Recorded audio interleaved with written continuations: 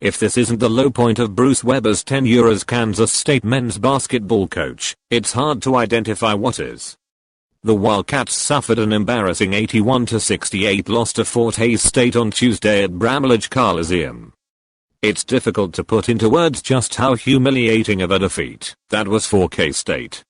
The Division's second Tigers were picked to finish 7th in the Mid-America Intercollegiate Athletics Association this season, and entered the game without a win on their record. They started the year with losses to Emporia State, Washburn and Nebraska Kearney, but that didn't stop them from wiping the floor with a Big 12 team on its home court. Everyone knew this was going to be a long season for the Wildcats, who are in rebuilding mode coming off a dreadful 2019-20 campaign in which they won 11 games and finished last in the Big 12 standings, but few some them struggling to this degree. It seems like the Wildcats' young roster, which features 9 new scholarship players, still has miles to go before it can compete with most teams on their schedule. K-State, 1-4, was no match for a team that it added to the schedule 2 days ago with hopes of treating it like an exhibition opponent.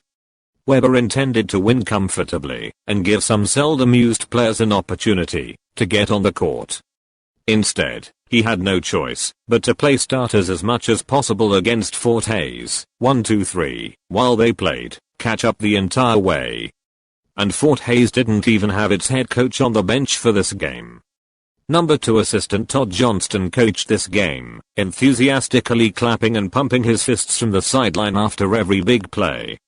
That enthusiasm helped the Tigers take control early and led 35-29 at halftime. Then they really put their feet on the gas in the second half and surged ahead by as many as 21. Every time the Wildcats tried to make a run, the Tigers had an answer. Senior forward Jard Vidsom led the Tigers with 16 points, but he was far from the only player K-State couldn't stop. 6 different Fort Hays players reached double figures and the Tigers made 55% of their shots.